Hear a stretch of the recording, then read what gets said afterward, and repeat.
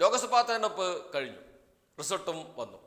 LDFനെ സംബന്ധിച്ച് CPIMനെ സംബന്ധിച്ച് വമ്പൻ തിരിച്ചടിയാണ്. ഒരു തരത്തിലും ന്യായീകരിക്കാൻ കഴിയാത്ത തിരിച്ചടി തന്നെയാണ്. കേരളത്തിൽ CPIM ഭരിക്കുന്നു. CPIM ഭരിക്കുന്ന ഘട്ടത്തിൽ പോലും ഇത്രമാത്രം ഒരു തിരിച്ചടി ഉണ്ടാകുന്നത് അത് CPIMനെ സംബന്ധിച്ച് LDFനെ സംബന്ധിച്ച് അത് എന്തുകൊണ്ട് സംഭവിച്ചു എന്ന് വിലയിരുത്തേണ്ടതുണ്ട്. അത് അവർ വിലയിരുത്തും എന്ന് തന്നെ നമുക്ക് പ്രതീക്ഷിക്കാം. എന്നാൽ 2019 ഇതുപോലെ സംഭവിച്ചിട്ടുണ്ട്. ഒരു സീറ്റ് മാത്രമാണ് കിട്ടിയത്. നേരിയ ഭൂരിപക്ഷത്തിന് കഷ്ടിച്ച് രക്ഷപ്പെട്ടതാണ്.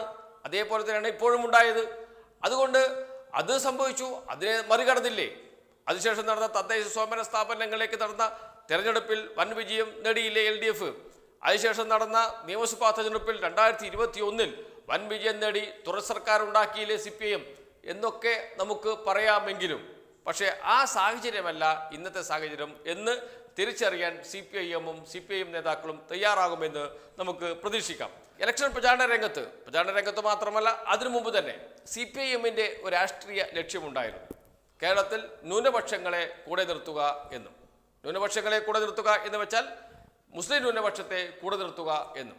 അതിന് നല്ല ഇടപെടൽ CPIM നടത്തിയിരുന്നു. സംസ്ഥയിൽ ഭിന്നിപ്പുണ്ടാക്കാൻ ശ്രമിച്ചു. സംസ്ഥയിലെ ഒരു ഭാഗത്തെ കൂടെ നിർത്താൻ ശ്രമിച്ചു. മുസ്ലിം ലീഗിൽ നിന്ന് പുറത്താക്കിയ ആളെ, സംസ്ഥയുമായി ബന്ധപ്പെട്ട ആളെ തന്നെ പൊന്നാനിയിൽ സ്ഥാനാർത്ഥിയാക്കി.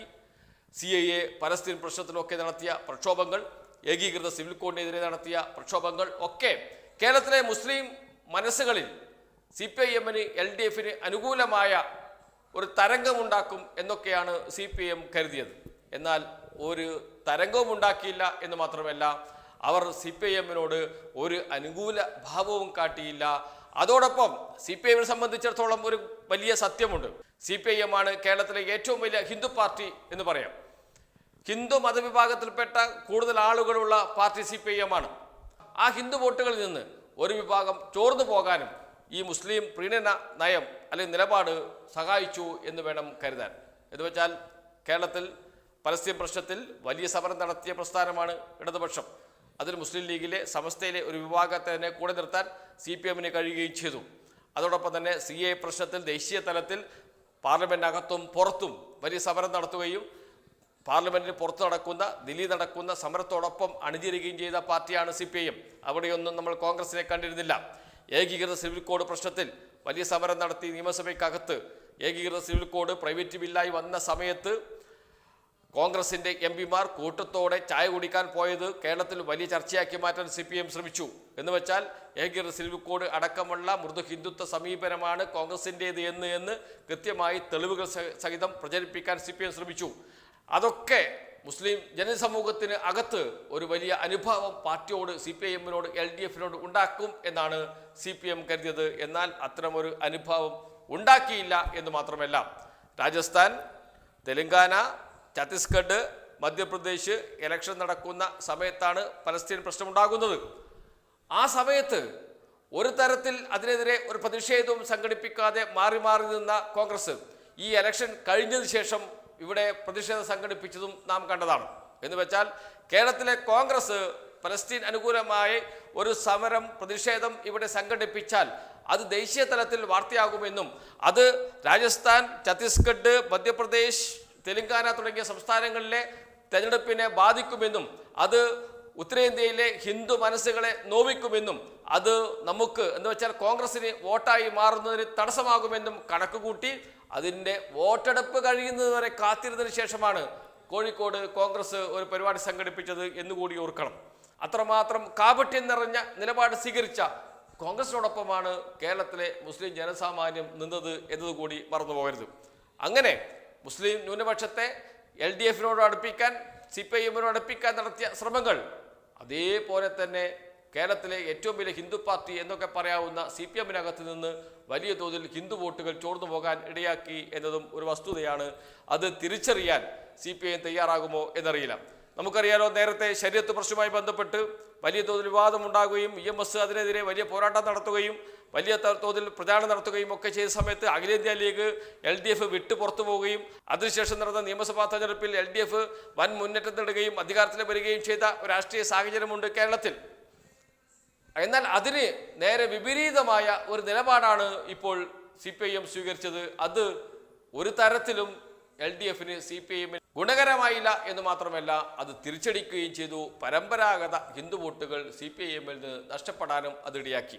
ശബരിമല പ്രശ്നം മുതൽ പരമ്പരാഗത ഹിന്ദു വോട്ടുകൾ കുറേ നഷ്ടപ്പെട്ടിരുന്നു. അത് വലിയ ആശങ്ക ഹിന്ദു വോട്ടുകളിൽ ഉണ്ടാക്കിയിട്ടുണ്ട്, ഹിന്ദു മനസ്സുകളിൽ ഉണ്ടാക്കിയിട്ടുണ്ട്. അത് ഒന്നുകൂടി ഉറപ്പിക്കുന്നതായിരുന്നു ഈ മുസ്ലിം ജനസമൂഹത്തോട് അടുക്കാനുള്ള CPIMന്റെ ശ്രമം എന്നാണ് ഹിന്ദു വോട്ടുകൾ മനസ്സിലാക്കിയത്.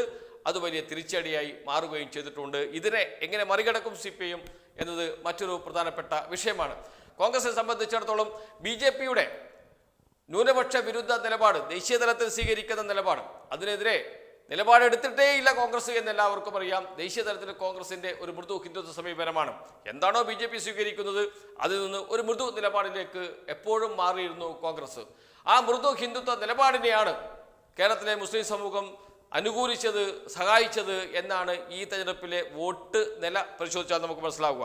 നമുക്കറിയാം, വടകരയിൽ 2019 ലഭിച്ച വോട്ട്, UDF ലഭിച്ച വോട്ട്, വടകര എന്ന് പറയുന്നത് മുസ്ലിം സമുദായത്തിന് നല്ല സ്വാധീനമുള്ള പ്രദേശമാണ് എന്ന് എല്ലാവർക്കും അറിയാം. കാരണം കഴിഞ്ഞ ഇലക്ഷൻ സമയത്തൊക്കെ ഉയർന്നു വന്ന പ്രചാരണ കോലാഹലങ്ങളൊക്കെ നമ്മുടെ മുന്നിലുണ്ട്.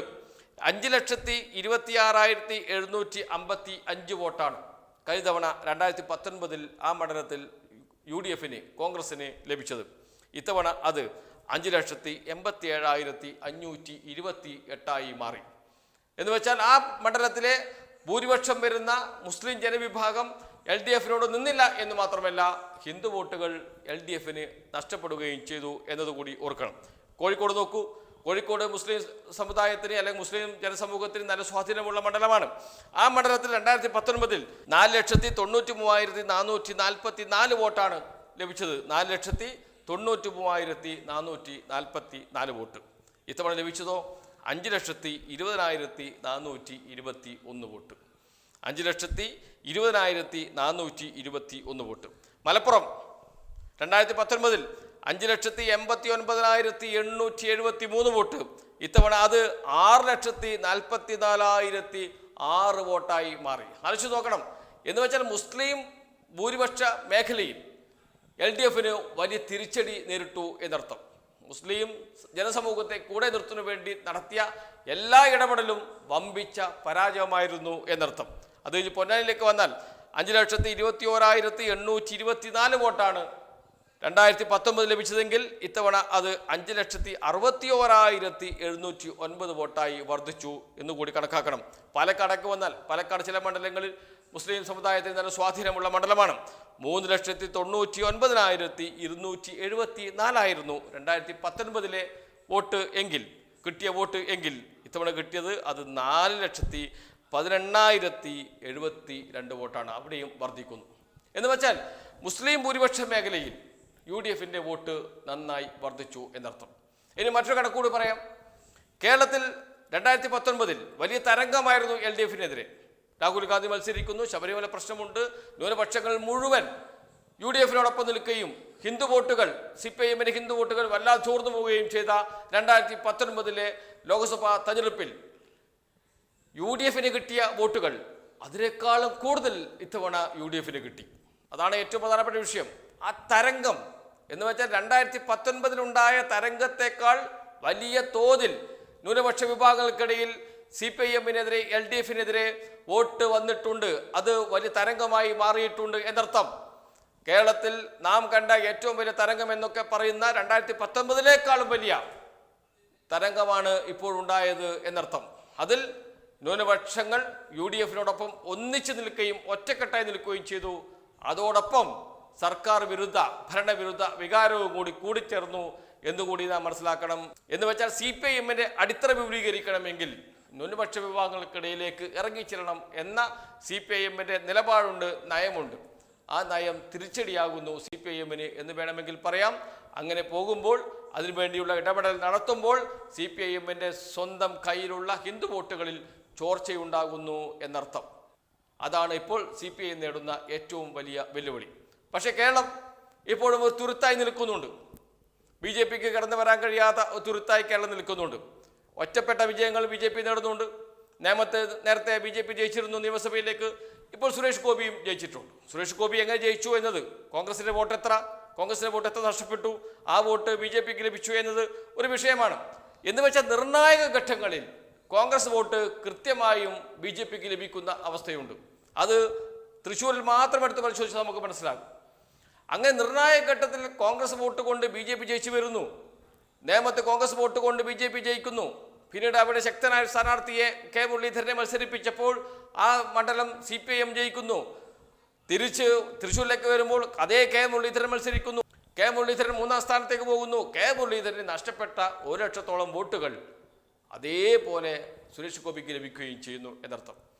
എന്ന് വെച്ചാൽ ഒരു സംശയം വേണ്ട, LDFിനോട് ഇപ്പോഴും കേരളത്തിലെ ന്യൂനപക്ഷങ്ങൾക്ക് ഒരു ആഭിമുഖ്യവുമില്ല, ആഭിമുഖ്യവും ഉയർന്നു വന്നിട്ടില്ല.